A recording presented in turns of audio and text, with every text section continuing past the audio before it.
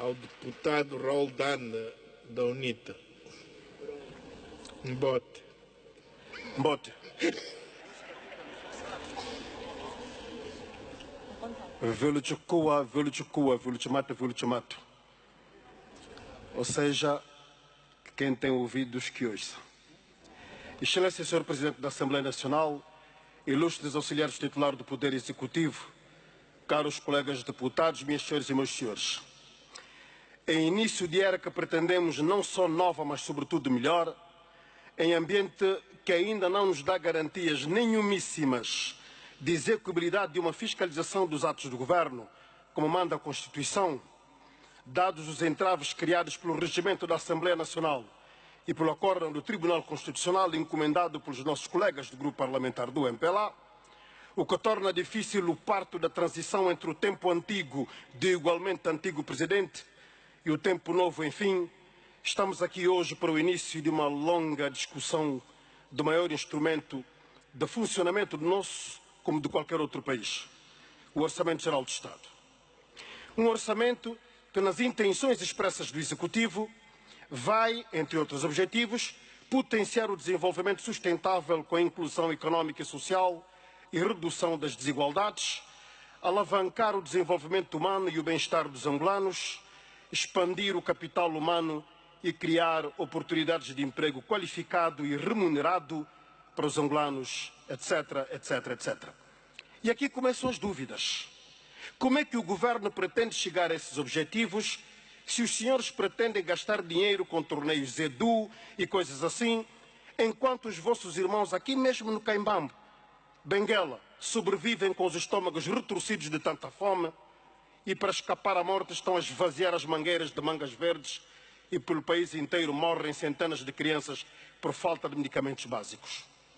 Como é que o Governo atinge o bem-estar dos cidadãos se prefere priorizar a verba para a segurança militar do titular do Poder Executivo, em vez de olhar com olhos de ver para a educação, a saúde, a água, a luz, etc. Como é que há emprego bem remunerado se os senhores querem ir buscar recursos de forma quase incontrolada aos bolsos dos cidadãos, dos pobres, como sempre, sublinhe-se, fazendo subir taxas e impostos sobre os rendimentos, sobre o consumo, sobre os bens e serviços, sobre tudo, enquanto os seus salários são diariamente ruídos e corroídos pela depreciação do Kwanza, o seu poder de compra diminui de forma vertiginosa e aqueles que ontem compravam pouco vão caminhando para o comprar nada. O Executivo manda claramente os cidadãos apertarem o cinto. A dificuldade agora é saber que furo do cinto terá a capacidade de travar a fivela. Caso para dizer o rato está habituado a comer jenguba, mas o que tem pela frente agora é quitaba. A exemplo do que acontecia com o titular do Poder Executivo, o atual quer gerir, portanto, refiro-me ao antigo, o atual quer gerir fundos de equilíbrio e outros à luz da proposta de lei do Orçamento Geral do Estado, que aqui nos traz. Mas também permanece na lógica do quero ser fiscalizado por vocês, mas vocês não podem.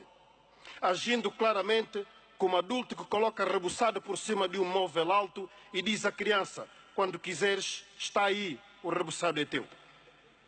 Mas então essa transparência dos discursos de que não se conhece a morada vai servir para quê? E não nos venham com coisas e coisinhas da aprovação do Orçamento Geral do Estado como medida de fiscalização, porque este exercício serve para autorizar o Executivo a gastar o dinheiro e fiscalizar é sabermos como é que estão a gastar o dinheiro, nos termos do artigo 104, número 4 da Constituição da República de Angola. Os objetivos são para ser, ou melhor, são para se dar credibilidade ou, como se diz na gíria, é tudo truque. Atravessamos uma crise socioeconômica que requer coragem, inteligência e versatilidade na diversificação da economia. Mas o que é que nos diz o orçamento? Desprezo total ao investimento no setor econômico, mormente na agricultura, cuja importância é realçada desde o grito de Agostinho Neto. Temos uma terra arável de uma fertilidade enorme, de fazer inveja a muito olho gordo pelo mundo. Mas o que fazem os senhores? Atribuem à agricultura a mísera fatia de 0,30% do OGE, numa verdadeira tendência de estarmos sempre a descer. Assim querem diversificar o quê? Sempre que queremos saber qual é o peso real da dívida pública, que estamos com ela, só nos dizem que ela é sustentável. Mas a dívida é sustentável ou assustentável? Para melhorar o trocadilho dos números, finge que a dívida relativa às empresas públicas, como é o caso da Sonangol, não tem nada a ver com o Estado e quer-se fazer crer que o AVC econômico é apenas uma inofensiva dorzita de cabeça. A dívida tem estado a ser paga com petróleo, mas ninguém nos sabe ou nos quer dizer quanto do petróleo que ainda temos vai servir para pagar a dívida do país e quanto ainda restará para financiar a nossa economia. O presidente João Lourenço diz-nos que economicamente estamos numa unidade de cuidados intensivos, mas não nos diz quantas notas encontrou no cofre deixadas pelo anterior presidente da República, nem quanto devemos aqui dentro e lá fora. Assim, vamos fazer como? Os 10% das receitas fiscais atribuídas às regiões de produção petrolífera e diamantífera, que a determinada altura se transformaram em rio que nasce em Luanda e desagua aqui mesmo, desaparecem pura e simplesmente dos planos do Executivo. Isso também faz parte da correção do que está mal? Senhores auxiliares titulares do Poder Executivo, depois deste exercício, o Orçamento Geral do Estado vai para a discussão na especialidade. No quadro de corrigir o que está mal, os senhores vão com coragem alterar o que está mal nesta proposta, retirando torneios EDU, deixando de gastar dinheiro com canféus partidários e partidarizados, atribuindo uma verba digna da importância de setores como a educação, a saúde e potenciando no quadro da diversificação econômica e do desenvolvimento setores nevrálgicos para a nossa economia, como é o caso da agricultura. Nós vamos ver. Por último, um conselho. Os chamados parceiros sociais têm sido chamados para esta casa para emitirem as suas opiniões sobre o orçamento.